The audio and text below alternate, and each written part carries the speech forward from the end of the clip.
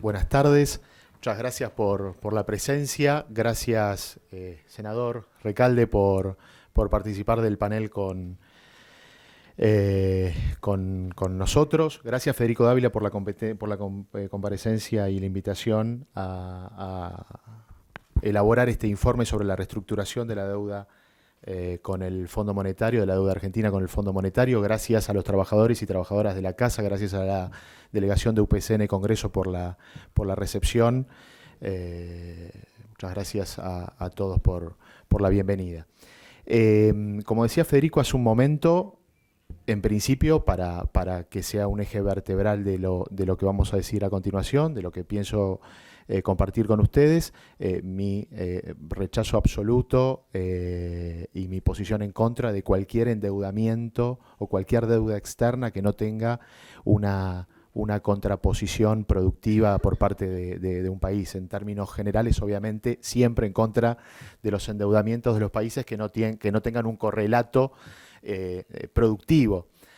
Dicho esto, obviamente, la Argentina enfrentaba en el 2021 y en el 2022 una situación absolutamente extraordinaria que en algún punto el gobierno debió afrontar y resolver. Y a mi juicio, y es un poco de lo que quiero charlar con ustedes, a mi juicio, de alguna manera el gobierno planteando los posicionamientos que, como bien decía Federico hace un momento, no afectar la legislación laboral, la legislación previsional, la legislación social, que es muy rica de nuestro país y es referencia en la región, por supuesto que ha avanzado en un proceso de reestructuración, en un proceso internacional complicado, como lo fue en el 2020 y 2021 la pandemia de COVID, que ha obviamente condicionado el posicionamiento del gobierno argentino frente al fondo, y el de la guerra, que obviamente todavía tiene consecuencias. Muy pegado a la negociación del acuerdo con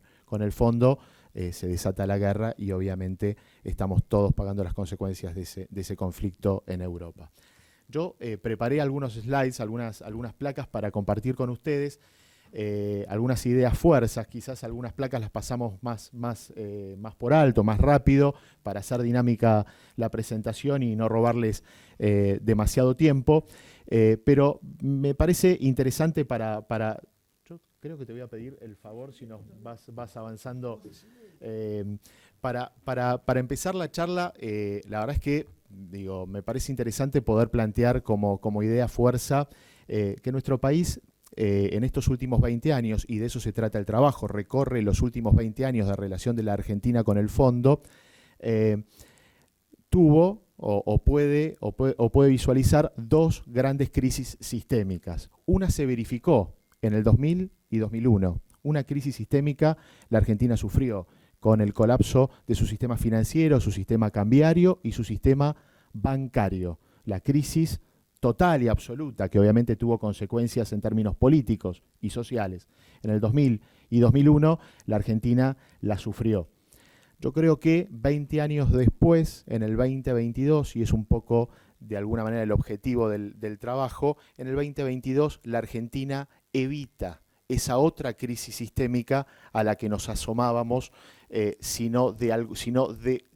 regularizábamos tanto la situación con los acreedores privados, con el fondo, y de alguna manera estabilizábamos las expectativas que ustedes recordarán en los meses previos a marzo del 2022 estaban bien alocadas. La situación estaba realmente muy complicada, el sistema bancario estaba absolutamente descalzado, el sistema financiero estaba realmente muy complicado. Entonces, lo que digo es, aquella crisis que la Argentina no pudo evitar y de la que participó definitivamente como actor principal, siempre lo hace en las crisis argentinas el Fondo Monetario, en el 2000 y 2001, de alguna manera en el 2002 se puede evitar estabilizando las expectativas del sistema bancario, del sistema financiero, y del sistema monetario, y evitando, por qué no decirlo, un contagio de la crisis que comenzaba en los primeros meses del 2022 del sistema bancario. Recordemos que hoy tenemos un sistema bancario absolutamente sólido, líquido y fortalecido, pero la verdad es que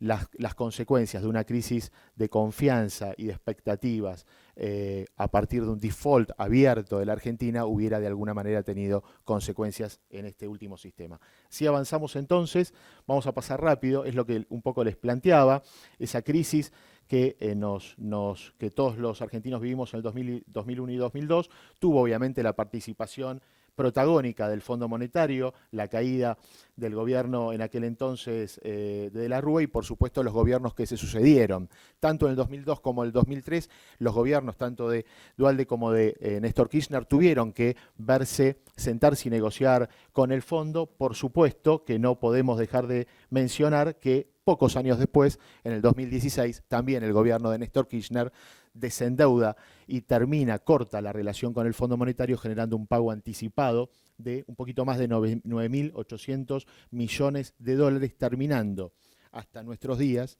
desde entonces hasta nuestros días, la relación, en general, la muy mala relación que tenemos con el Fondo Monetario Internacional. Desde el 2006 no volvimos a hablar del Fondo Monetario hasta que en el 2018 tuvimos que sentarnos. Fue el gobierno de Mauricio Macri el que tuvo que acudir a ese organismo para generar un salvataje, aquel famoso stand-by del año 2018, y obviamente en el 2022 la Argentina tuvo que sentarse nuevamente a reestructurar ese fondo que era obviamente materialmente impagable. Dale. Fíjense, esta placa es característica. Yo digo, ¿puedo dejar el micrófono? No, prefiero como las clases, pero ok. Esto sale en todo el mundo. Ok. Este gráfico es muy claro respecto de lo que pasó y por qué la Argentina termina en el 2018 acudiendo al FMI en un crédito de emergencia en el stand-by. Fíjense, a partir del 2004, allí en el 2005, fíjense la caída en el endeudamiento público. En el 2005 se da la reestructuración de la deuda, la genera Néstor Kirchner, el entonces ministro Lavagna, con los privados. En aquel entonces primero se reestructuró. Recuerden que el 2001-2002 fue un desastre, todo en default.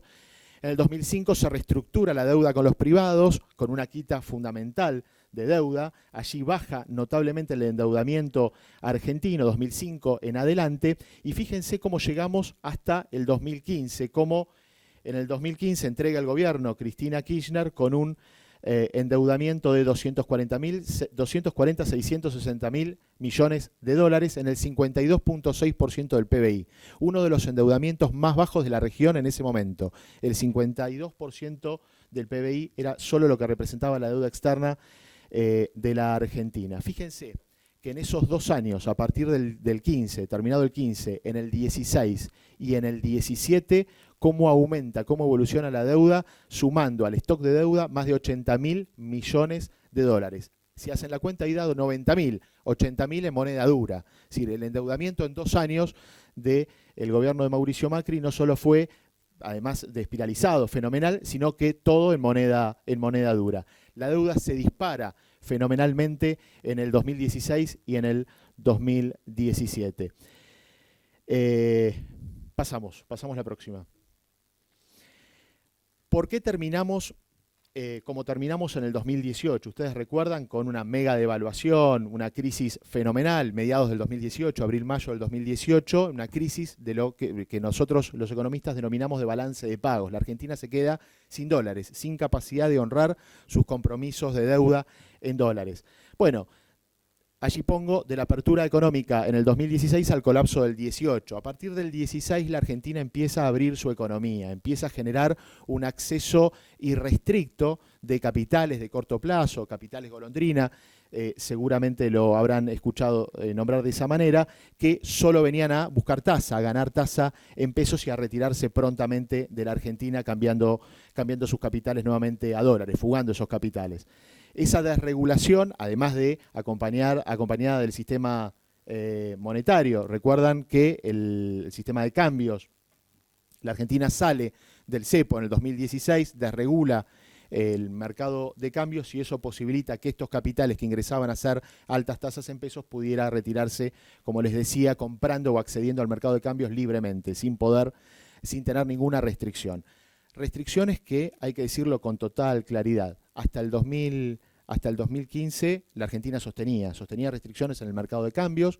Todos sabemos que teníamos un cepo, mucho más acotado que el actual, pero había un cepo, y teníamos restricciones al flujo de capitales. La Argentina venía de sufrir, porque por supuesto lo hizo todo el mundo, en el 2008 y 2009, la peor crisis financiera internacional.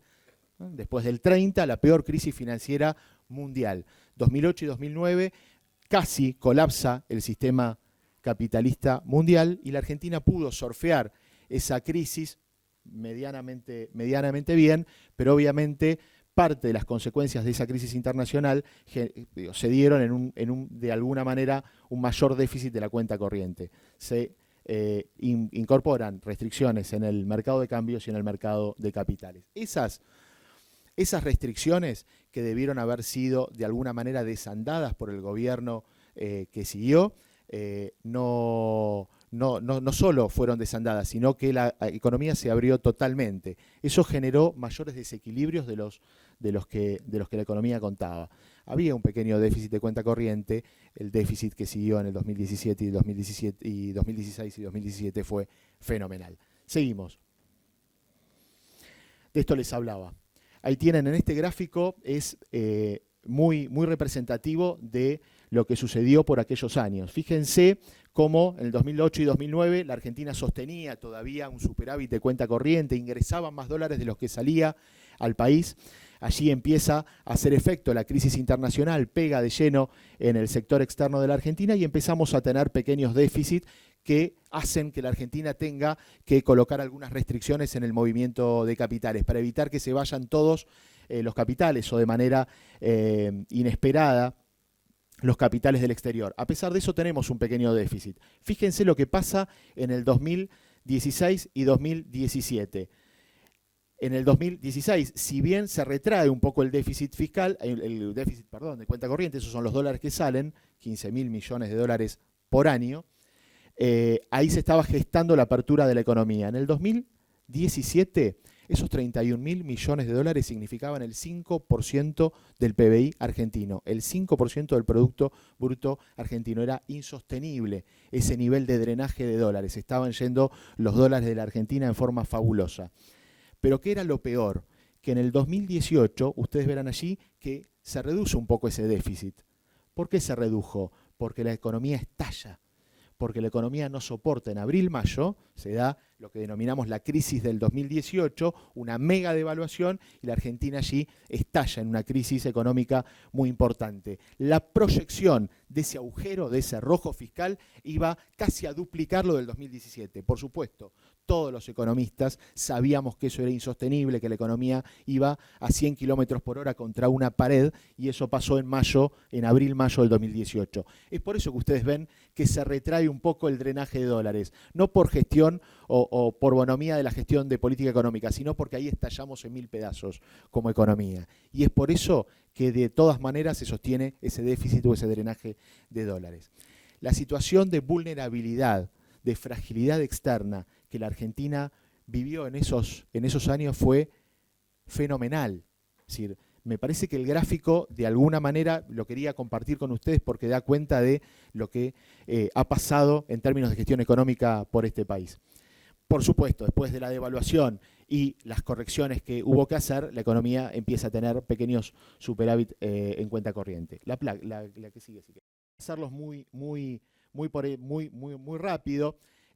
Hice dos cuadros que de alguna manera muestran las condiciones a las que se sometió la Argentina en aquel acuerdo stand-by del 2018. La Argentina, cuando va a pedir un salvataje extraordinario o de emergencia al Fondo Monetario, el Fondo Monetario primero, por supuesto, entrega o accede a entregar a la Argentina un crédito, el denominado stand-by, por 57.000 millones de dólares, algo inédito en la historia del organismo, absolutamente ilegítimo, fuera de cualquier parámetro normativo del propio organismo y, por supuesto, fuera de cualquier análisis económico racional de cualquier profesional que ustedes tengan en una universidad de economía. Es decir, era de cumplimiento materialmente imposible y todavía más en las condiciones en que se firmó. ¿Qué pedía a cambio el fondo? además de un shock de ajuste severo, fuertísimo, una reducción del déficit público que en la Argentina en ese momento sostenía. La segunda placa, si querés, pasamos, lo muestra todavía más. El fondo pedía en el stand-by del 2018 un ajuste severo de la magnitud de casi 4 puntos del producto. Casi 4 puntos del producto había que reducir en 3 años o 2 años y medio a partir de firmado el gasto público, obviamente sumergiendo a la Argentina en la imposibilidad de sostener el pago de jubilaciones, sostener el pago de la asistencia social. Un ajuste o un shock recesivo que obviamente la Argentina no pudo sostener, y obviamente el gobierno de Macri también incumplió el propio acuerdo que firmó a pocos meses de haberlo hecho con el Fondo Monetario. Pero digo, el shock, el ajuste severísimo que incorporaba el stand-by del 2018 lo tienen en ese gráfico, casi 4 puntos del producto en poco tiempo. Seguimos. Hacemos esta placa y les hago un comentario respecto de, para tomar dimensión de lo que significó el fondo, el crédito stand-by de aquel entonces. Fíjense este gráfico, que muestra esas dos barras verdes que ustedes ven allí, esa locura en términos de mi disciplina, haber firmado esa locura, es lo que significó el compromiso de la Argentina de devolución de ese crédito firmado por 57.000 millones de dólares.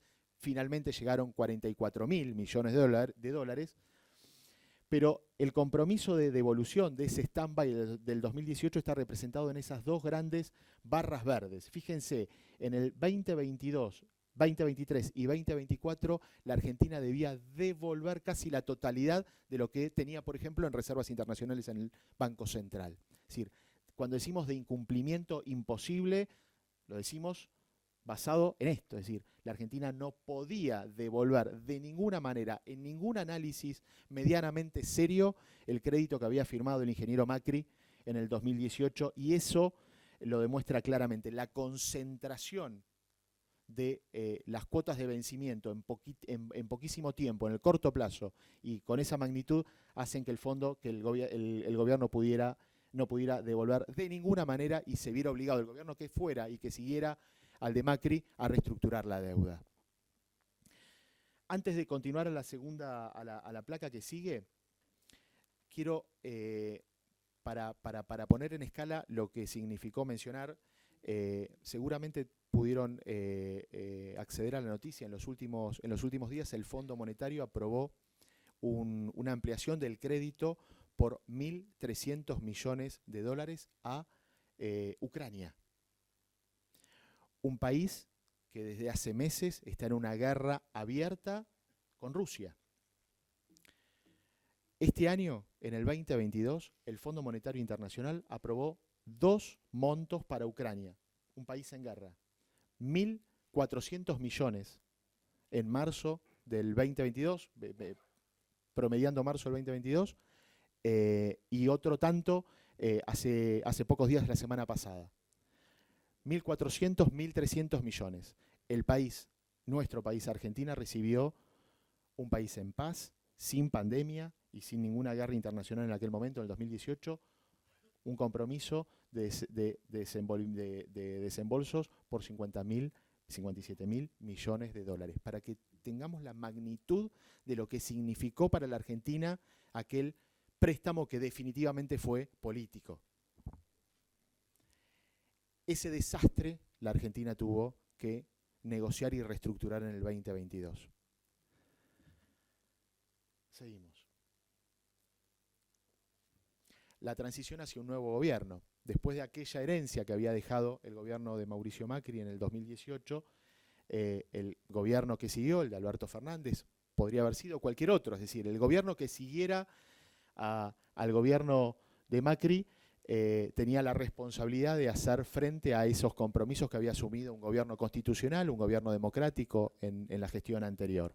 Más allá de lo fuera de normativa que pudo haber estado ese crédito dentro del fondo, que obviamente es lo que compartimos con el senador Recalde, lo que hace el gobierno del presidente Fernández es de alguna manera hacerse cargo de 2 tipos de reestructuraciones. La reestructuración con los privados, con los acreedores privados que también estaban en default.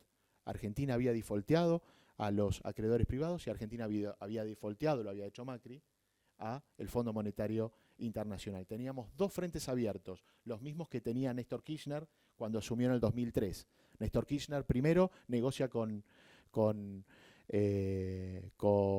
los privados y luego lo hace con el fondo. Nosotros hacemos algo similar. En el 2020 el gobierno cierra el acuerdo de reestructuración con una fuerte quita en intereses de deuda con los privados y en el 2022 termina de cerrar el acuerdo con el Fondo Monetario. Un acuerdo que en lo personal entiendo como inédito. ¿Por qué digo inédito? Porque la Argentina se sienta a negociar en un año en el que el mundo cierra su actividad económica, en la pandemia, en el 2020, 2/3 partes del mundo se queda en su casa, se detiene una situación absolutamente extraordinaria desde el punto de vista económico que pasa una vez cada siglo. Bueno, pasó en el 2020, el mundo se detuvo, países que uno no puede dimensionar en términos de escala económica, detuvieron su actividad económica. Obviamente vivimos lo que vivimos en materia de desempleo a nivel internacional y demás. Y en ese contexto la Argentina tiene que sentarse a negociar las condiciones del nuevo acuerdo con el Fondo Monetario, en un marco de pandemia, en un marco de detenimiento de la actividad productiva internacional.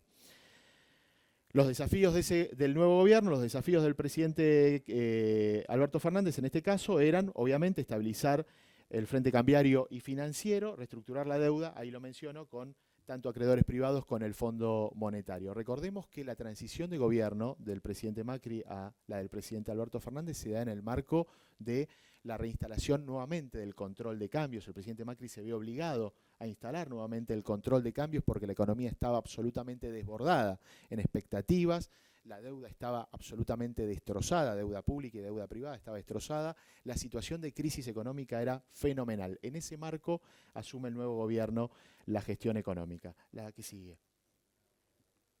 Bueno, lo decíamos hace un momento, el nuevo contexto internacional plantea los desafíos que significó la pandemia. La pandemia no solamente tuvo impacto en las economías desarrolladas, sino también en todo el mundo. Y algo que me parece interesante conversar con ustedes. Cuando el nuevo gobierno, el gobierno de Alberto Fernández, tiene que negociar el acuerdo con el Fondo Monetario, no lo hace, y esto es una opinión que en algún punto conversé y hasta discutí con algunos colegas, no lo hace en una situación como la que teníamos el año previo o los años previos para el FMI en un marco de desprestigio internacional del Fondo Monetario. Hasta la pandemia, el Fondo Monetario tenía una tradición de haber generado fracaso tras fracaso en distintos países. El último que recuerdo, si lo quieren, es Portugal o Grecia. Han implementado programas de ajuste típico, tradicional, que han generado shocks recesivos muy fuertes hacia esas economías. El desprestigio internacional del fondo era muy grande. Pero ¿qué pasó en el 2020? El 2020, la pandemia, le pega muy duro, como les decía, al mundo, pero también a los países desarrollados. Por primera vez, los países desarrollados, Europa Occidental, empiezan a tener elevados déficits públicos, empiezan a tener ratios de deuda PBI, empiezan a aumentar su deuda en relación al PBI por, obviamente, el gasto COVID. El gasto COVID hace estragos en el mundo y también lo hace en países europeos que ya venían con cuentas públicas complicadas y con niveles de deuda muy elevados. Bueno, ¿qué hace el Fondo Monetario? En el 2020, 2021, toma la decisión de capitalizarse, amplía su capital y de alguna manera genera una solución para esos países que son socios mayoritarios y decisores dentro del Fondo Monetario. Amplía su capital, genera 650.000 millones de dólares en DEG, convertibles a dólares, financia parte del gasto COVID, le soluciona los problemas en términos de cuentas públicas y endeudamiento a los países occidentales, Europa Occidental, los países poderosos del mundo, y de alguna manera se reposiciona y eleva su prestigio a partir de financiar el gasto COVID. Eso, a mi juicio, complica todavía más la posición argentina para negociar el acuerdo del 2018. Es decir, es un nivel de fortaleza que no estaba previsto por las autoridades argentinas en cabeza del fondo. ¿Qué sigue? Bueno, el contexto, firmado en marzo el acuerdo, el senador, obviamente en la casa, digo, en su casa, no me dejará mentir, sancionado el acuerdo, también en términos inéditos, el gobierno, en este caso el gobierno peronista, traslada el debate al legislativo. Es decir, de alguna manera participa no solo a la sociedad civil, o cámaras empresarias y sindicatos del debate, de la discusión sobre cómo encarar la reestructuración, sino que también traslada a el ámbito legislativo, traslada al Congreso como representación democrática de las fuerzas políticas, el debate sobre la reestructuración. Me parece que esto también hay que notarlo, resaltarlo, es una cuestión inédita la posibilidad que tuvo el Parlamento de, en alguna manera, debatir y aprobar, como termina siendo mayoritariamente el acuerdo. Ni bien se firma el acuerdo con el fondo y ahora ya vamos mucho más a la actualidad, a nuestros problemas de cada día. Ni bien se acuerda, se cierra el acuerdo y se sanciona la ley que posibilita el acuerdo por parte del Parlamento. Bueno, en simultáneo se desata la guerra. Y la verdad es que la guerra, como lo hizo el COVID, también trastocó todos los parámetros en materia de economía internacional. Digo, el mundo hoy está sumergido en un proceso inflacionario generalizado. Todos los países del mundo viven o sufren inflación, obviamente, por el aumento de los combustibles, por el aumento de los alimentos, hay problemas logísticos.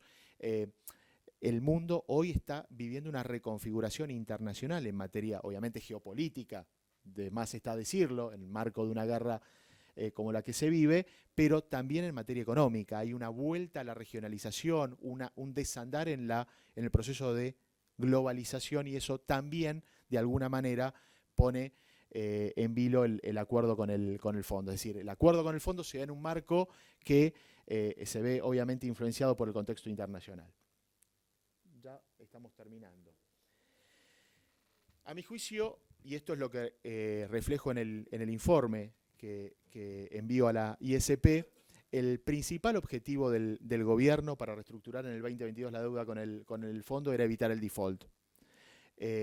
Argentina entraba en zona desconocida a partir del default en el 2022. La situación económica, la fragilidad del sistema financiero, monetario y de deuda en el país, previo al acuerdo, las expectativas estaban absolutamente disparadas. La Argentina busca evitar el default y allí tiene el respaldo o el acompañamiento fundamentalmente tanto de cámaras empresarias como de sindicatos de la producción, es decir, evitar el default para que la Argentina pueda estabilizar expectativas y seguir adelante el crecimiento. Ya está, esta si querés la pasamos. El crecimiento, ya 2 o 3 placas y cerramos, te dejo Mariano. El crecimiento que se venía registrando en el 2021. En el 2022 el país tuvo el riesgo, se afrontó a ese otro riesgo de alguna manera abortar o detener el crecimiento y la recuperación que había tenido en el 2021. En el 2021 la Argentina creció el 10%, después de haber caído otros 10% en el 2020. La pandemia fue un golpe fenomenal para la actividad económica. En el 2021 pudimos recuperar casi la totalidad de lo que habíamos perdido el año anterior.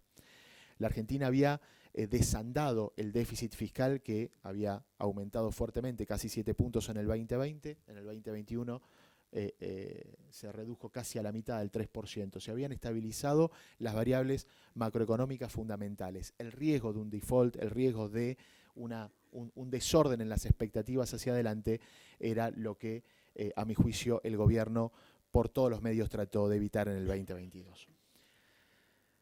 Bueno, un poco el programa económico que todos podemos conocer a partir de los medios de comunicación que firma el gobierno nacional. Ese es el orden que plantea hacia las cuentas públicas, desandar el déficit fiscal con un 2.5% para este 2022, 1.9% para el 2023 y 0.9% para el 2024. De alguna manera, el programa firmado con el fondo marca un sendero al equilibrio fiscal.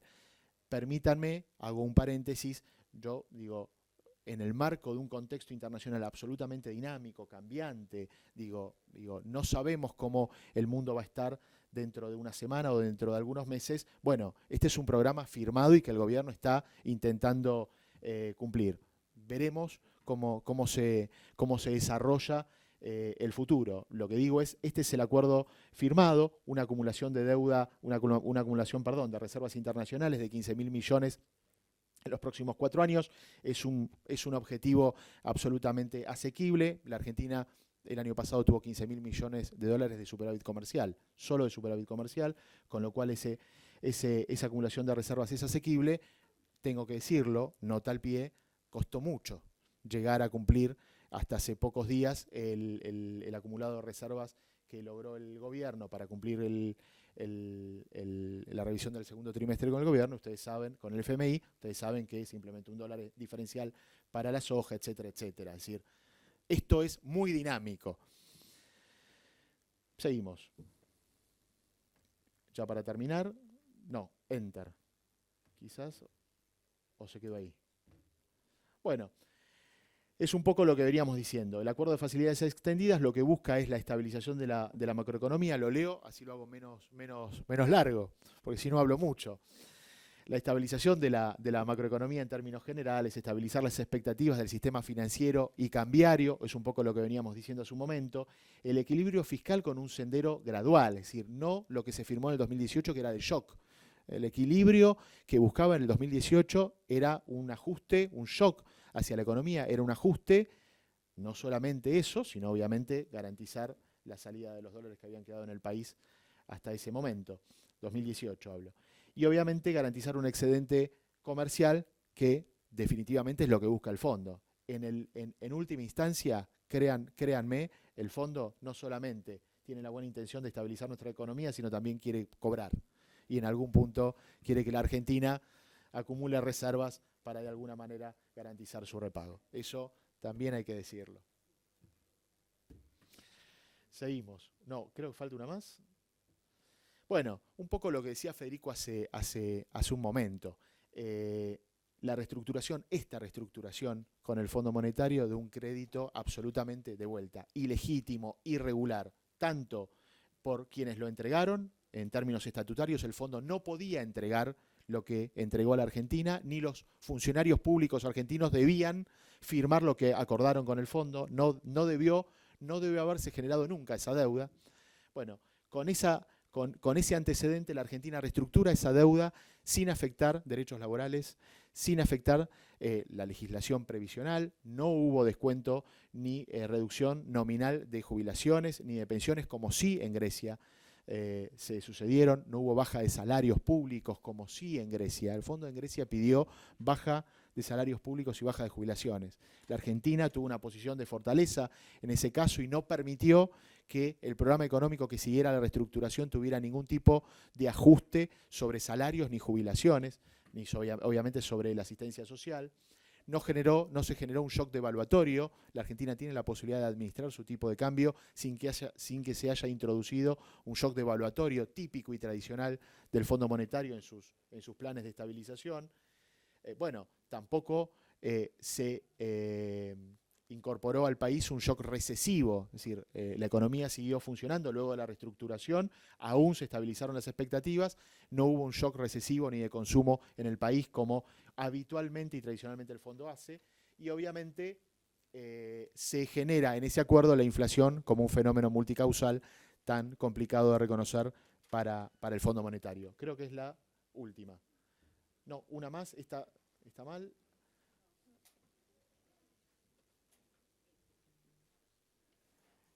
Bueno, desafíos. Esto me permitirán, no solamente como investigador, en este caso económico, sino también en la coyuntura. El déficit fiscal, esta es la última placa. El déficit fiscal, la Argentina seguramente va a poder cumplir el acuerdo con el fondo del 2022. Vamos seguramente, por supuesto falta cerrar el año, pero seguramente lo va a cumplir. La meta de inflación, lo digo ahí claramente, no se logró el objetivo acordado con el fondo. El propio gobierno reconoce e incorpora a la ley de presupuesto una inflación del 95% para el año presente.